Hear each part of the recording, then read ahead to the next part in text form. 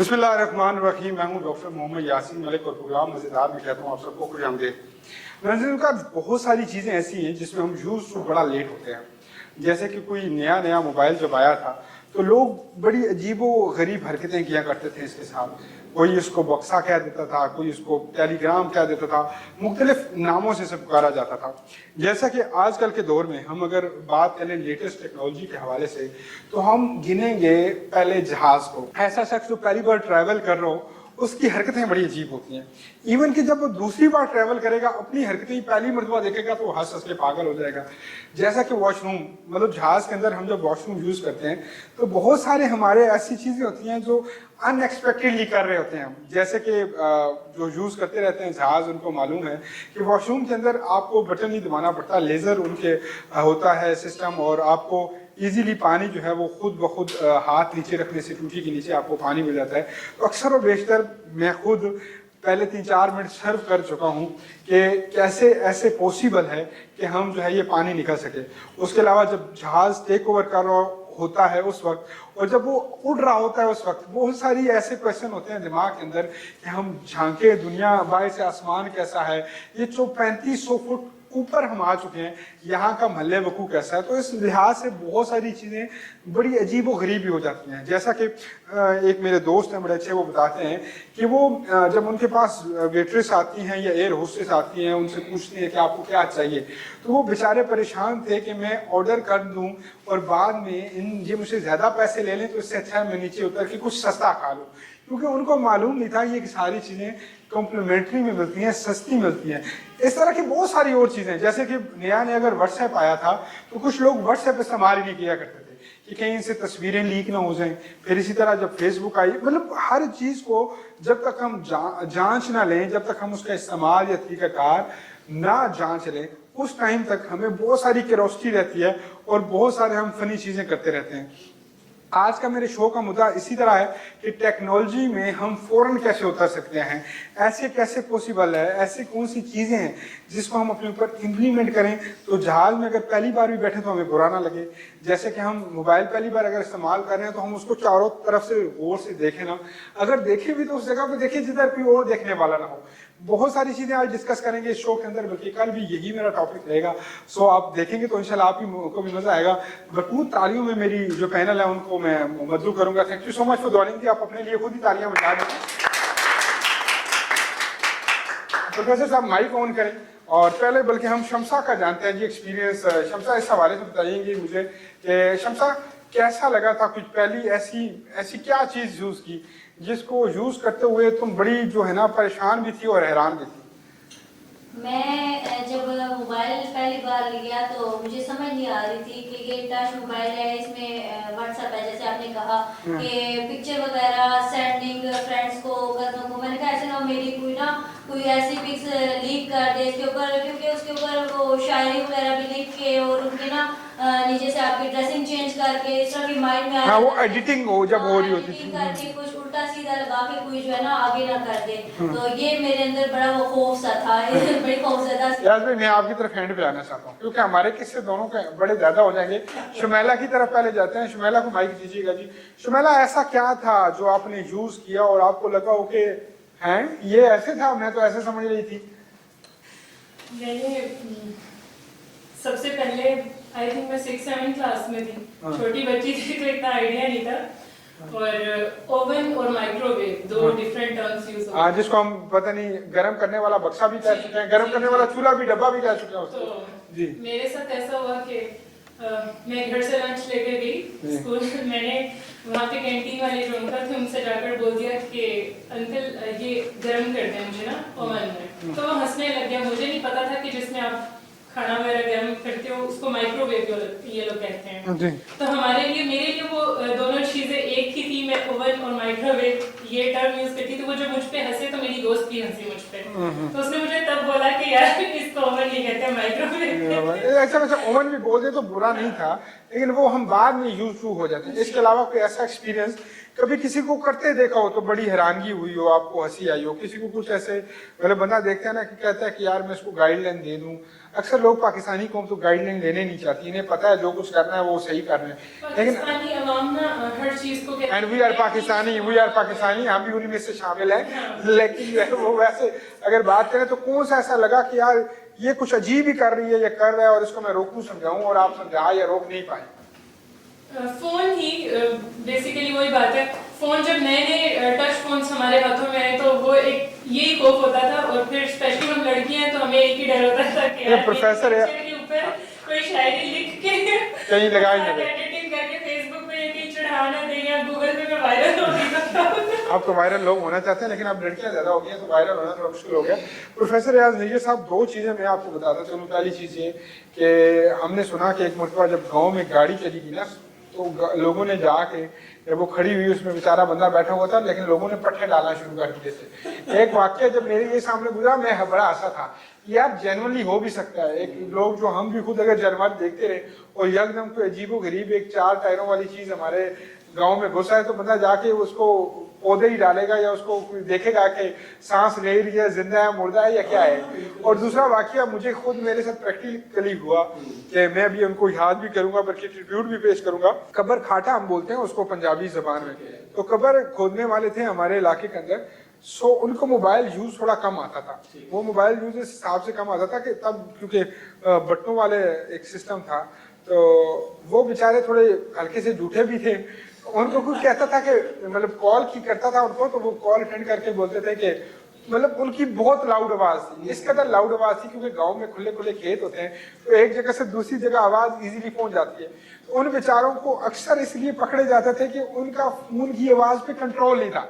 वो मतलब घर के अंदर हैं तो वो बोल देते थे कि मैं मतलब जोर से बोल रहे हैं घर के, मैं बाहर नहीं हूँ, मैं घर के अंदर नहीं हूँ, मैं कितने काम आया। वो घर के अंदर बोल रहे हैं तो वो बाहर खड़ा बोलता था कि भाईजान बाहर आ जाओ। तो फिर बाहर आके पूछते थे कि यार तुम्हें कैसे पता चल गया, और बड़े सादा तबीयत लोग थे। तो ये था टेक्नोलॉजी का इस्तेमाल ना करना आना। क्या फरमाएंगे इस हवाले से? वैसे तो हम अगर बात करें, पहले आप अपने वाकये शेयर करें, क्योंकि ऐसा याद आता है कि कभी इस तरह हुआ हो? एक वाक्य तो आप बयान कर चुके हैं, मैं जब बयान कर रहे थे तो मैंने समझा शायद कहीं मैंने आपको बता तो नहीं दिया पट्टे डालने वाला इससे पहले। अच्छा। क्योंकि मैं और वो है ट्रैवलिंग से रिलेटेड है। मैं जब फर्स्ट टाइम जहाज में बैठा तो जाहिर हम इकोनॉमी क्लास लोग होते हैं तो जो टिकट होता है वो भी कोशिश यही करते हैं कि इकोनॉमी क्लास का लिया जाए। हाँ जी। अब मैं जब बैठता हूँ तो मैं देखता हूँ ये इकोनॉमी क्लास हम समझते हैं कि शायद कोई बहुत ही फटी पुरानी वो होंगी, कोई जो सीटें हैं वो ऐसा। अब मैं जब जाता हूँ तो बड़ा जबरदस्त किस्म का वो सीट्स लगी हुई है आगे। अब इकोनॉमी क्लास में भी आपको वो आगे प्रोटोकॉल्स में ये ऑलमोस्ट पूरे सारे पूरे थे। तो मैंने थोड़ा सा देखा, मैंने सोचा कि ये कोई एक नाम था, कोई बिजनेस क्लास का टिकट उसने कहा था कि ये वो तो नहीं। मैंने उससे किसी से पूछा, कहते नहीं पापा आज ही बैठ जाओ दूसरी आगे। मैंने एक साथ बैठे। अच्छा, उसके बाद जब वो आया और एयर होस्टेस आती है और वो मुझे कहती है कि सबको कुछ ना कुछ दे रही होती है, मुझे कहती है कि आपको कुछ चाहिए, आप कुछ चाहने का मतलब है कि मेरे माइंड में वही चीज आई कि यार मैंने टिकट इकोनॉमी क्लास का लिया हुआ है, पैसे ना मांगने बाद।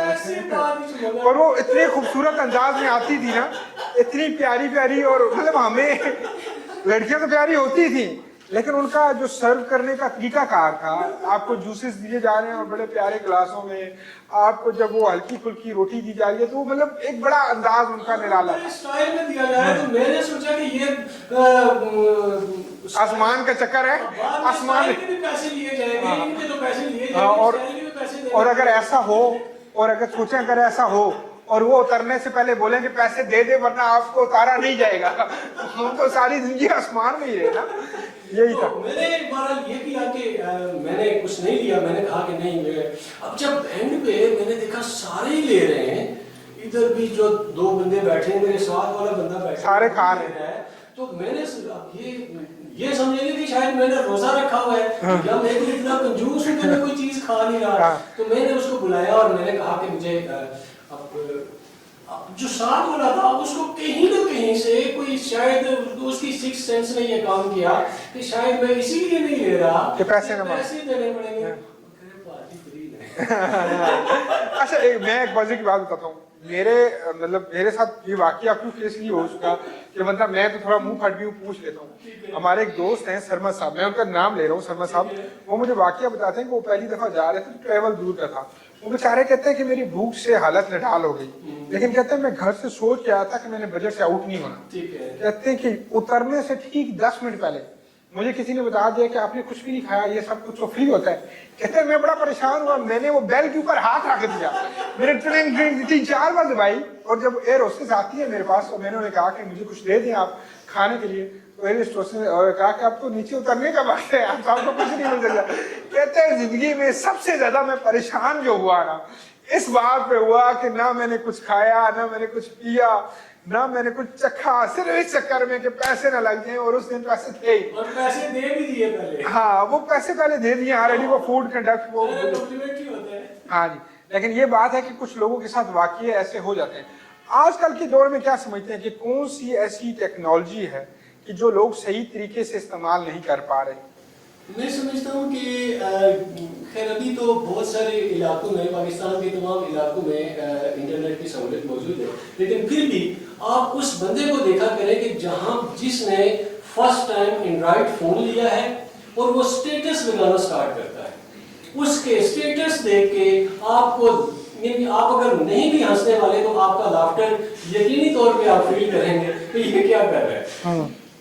अब उसने मेरे एक दोस्त थे, तो उनको मेरे बचपन में मेरे क्लास फेलो थे, उन्होंने एक स्टेटस लगाया, वो अपने आप को शो करना चाह रहे थे कि मैं बड़ा मोमन हूँ, बड़ी नमाजें पढ़ता हूँ। अब वो रुकू में गए हुए हैं और उधर से वीडियो बन रही है, छोटी सी वीडियो, उसको कह दी कि तुमने टिकटॉक करना है, तो अब वो एक बार वो ताली करते हैं और उधर से ही हो गया और वही चीज वायरल हो जाए, और वही चीज जो है वो वायरल हो जाती है कि हो गया।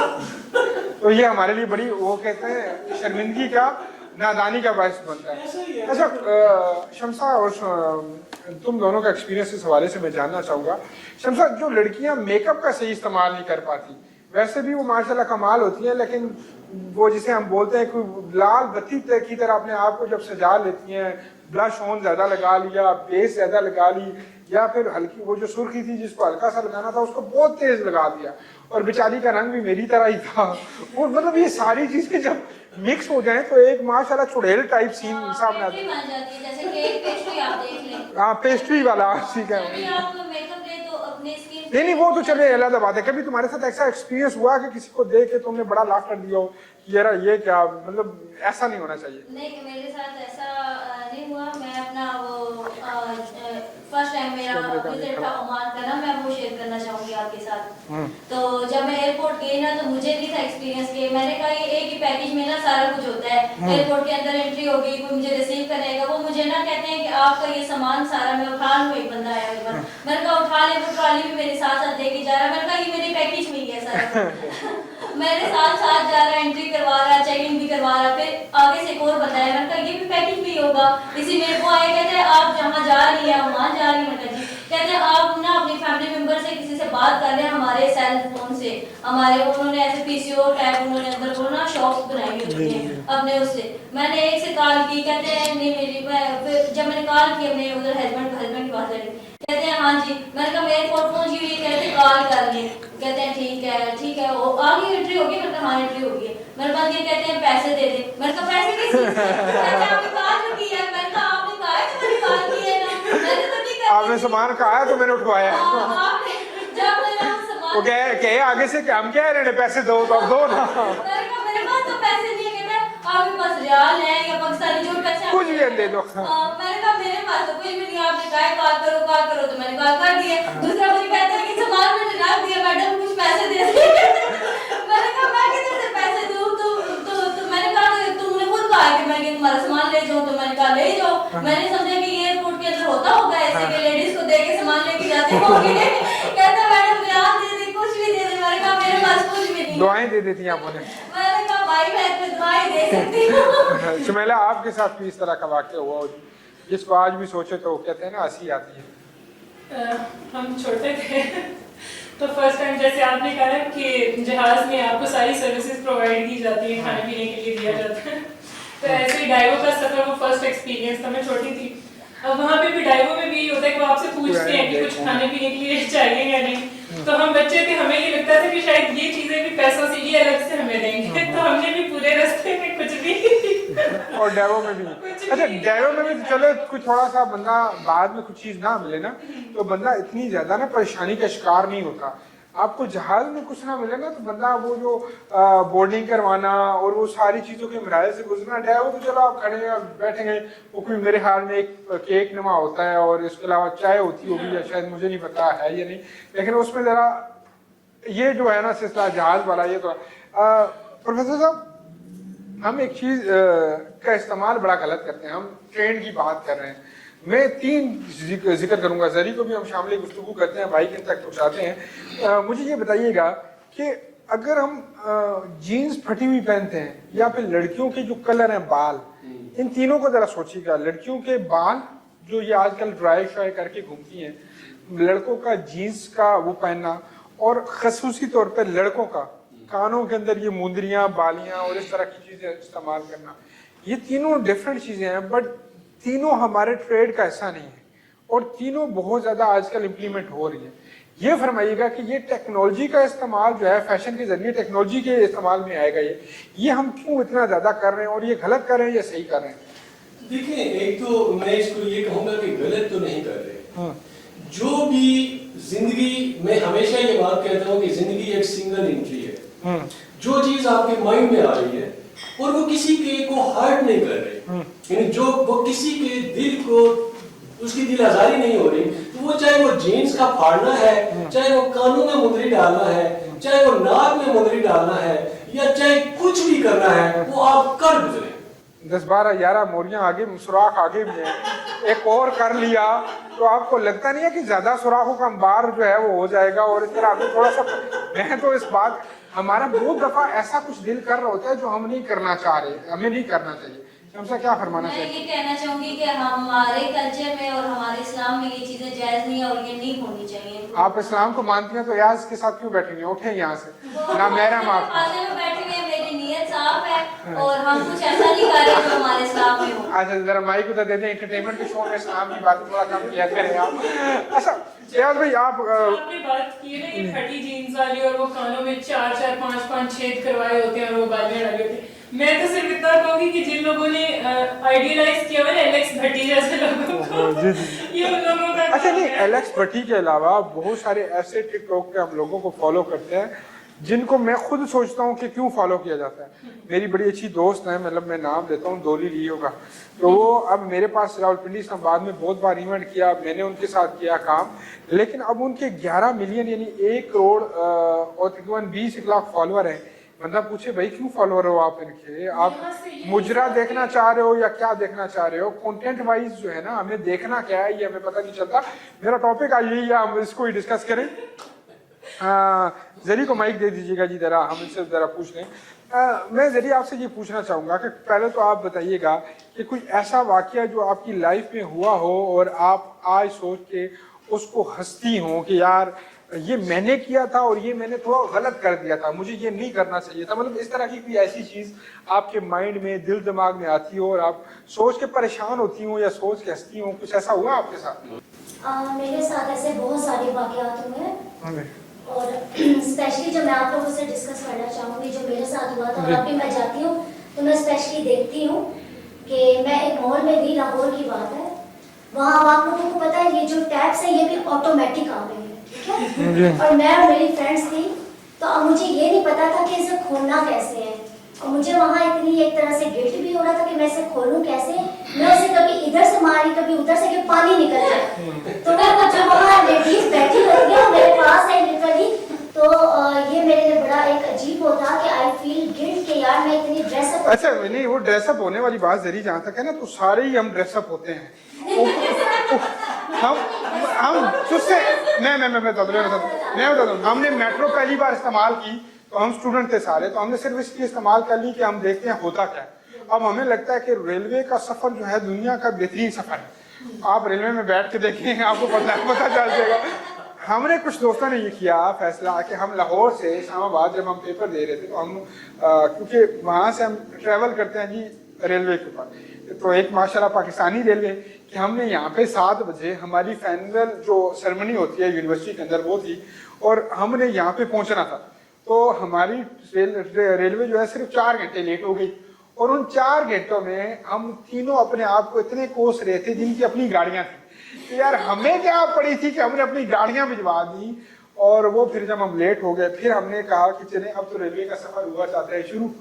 अब वो वैसे तो आप मूवी में देखें शाहरुख को और काजल को जब वो नीचे बैठे हुए हैं तो बड़ा मजा आया, ठीक है, लेकिन जब आपको बैठना पड़ जाए और आपके साथ डस्ट आ रही हो, डस्ट आ रही हो, ढूंढने तो नहीं गए थे कि मुझे भी कोई काजल मिल हाँ जाए। वो जो बू होती है ना वो ही आपको जो है कहीं दूर दूर तक ले जाती है। तो वो बहुत सारी चीजें ऐसी होती हैं जो रियलिटी के साथ उनका कोई ताल्लुक नहीं होता, लेकिन हाँ एक चीज है, जब आप कर लेते हैं वो चीज आपको बहुत मजा आता है। आप जिंदगी का एक वो पेज निकल जाते हैं कि आपको लगता है कि मतलब उस दिन मेरा ये मानना है कि जब आपको कोई कहता है ना कि भाई ये इस तरह नहीं ये इस तरह करना है या क्या कर रहे हो तुम, ये बेवकूफ़ी क्यों कर रहे हो, और वो आपको हाथ पकड़ के आपको ये चीज़ समझाता है कि इसका इस्तेमाल ये है, इसका तरीकाकार ये है। सो आई थिंक कि वो बड़ा बेहतरीन दिन होता है और उस दिन के अंदर हमें जो है वो मुझे जाती तौर पे बड़ा सुकून आता है और बड़ी खुशी महसूस होती है कि यार ये मज़ा आ गया। अच्छा मैं फ्रैंकली शमसा से पहले मैं कुछ जानना चाहूँगा। शमसा हमारा जो एरिया है वो भी जरा मतलब जिस एरिया से हम बिलोंग करते हैं पिंडी इस्लामाबाद जो लोग हैं, लोग कहते हैं फैसलाबाद में बड़ी जुगतें होती हैं। जुगतें तो यहाँ पे भी अच्छी खासी हो जाती हैं, जैसी टैक्सी जा रही है जी ओ जी ये मतलब मुख्तलिफ गलत कमेंट भी होते हैं। तो तुम्हें क्या लगता है कि ये जो गलत कमेंट हैं ये हमारे अपनी वजह से होते हैं या हमारे लोग अब इस कमेंट को ना करें तो उन्हें मज़ा नहीं आता, वो चस जरूर लेते हैं? ये मैं यही कहना चाहूंगी कि ये हमारी अपनी वजह से होते हैं, क्योंकि हम जो है ना कुछ एरिया ऐसे हैं, जैसे अब आप बहरिया कर लें, बहरिया में आप जैसी मर्जी ड्रेसिंग करें, आप पे कोई जुगतबाजी नहीं होगी। अगर आप शादाबाद में वो ड्रेसिंग करके आ जाएंगे तो लोग ऐसे ही कहेंगे। तो मतलब थोड़ा सा एरियो का डिफरेंट हो जाता है। हाँ, एरियाज की वजह से हो जाता है। और दूसरा जुगतबाजी, जैसे अब आपने मेरे साथ बैठाया हुआ ऐसे लग रहा है जैसे सांप इस्त्री किया हुआ है। तो अगर वो आप वैसे जुगते हैं, खुद जुगत पसंद है कि आप जुगत करें और आपको मजा आता है जुगते कर? हाँ, जुगते करने में आता है, बस फन हो जाता है, हंसी। अपने हस्बैंड को सबसे कोई ऐसी जुगत की हो जिसमें उसने आपको कुछ हाथ पाई वगैरह की हो या उसने आपको गालम गलौज कर दिया हो, बहुत सुनाई हो, कोई इस तरह का वाकई याद आता है? नहीं ऐसा कोई वाकया नहीं। या जुगत मार के तुम्हें खुद वो लगा हो कि यार ये मैंने ज्यादा कर दिया? हाँ, कई दफा ऐसा होता है, लेकिन मैं कहती हूँ कि यहाँ पे ना टीवी पे मैं नहीं बता सकती। पर्सनल होता है। अच्छा, कोई ऐसी जुगत जो टीवी पे बताने के काबिल हो? अच्छा, बताएं जरा। वो यही हो सकती है कि जैसे कि ये एक दिन ये इनको छोड़ देना, इनको छोड़ अच्छा मेरी तरफ आ जाओ, आ जाओ। हाँ जी, एक दिन यासीन साहब और ये सोच के करना कि आगे तुमने मेरे साथ काम करना है। मेरा असूल है जो इज्जत करेगा और पैसे भी कोई मामला होता है मेरा और तुम्हारा, तो वो सोच समझ के आती। चले अब मैं देखता हूँ कैसी निकलती है जो स्टोरी सुना देते हैं। यासीन साहब एक दिन मेरे घर आए हैं। अच्छा, नहीं जी मैं कोई घर नहीं गया। नहीं आए हैं, अपनी वाइफ के साथ आए हैं। ये लो जी, अपनी वाइफ के साथ आई है, मैंने इनकी दावत की है, तो इनकी वाइफ ने इनको फरमाइशें करना शुरू कर दी कि आज साहब का बाद से ना शॉपिंग करनी है।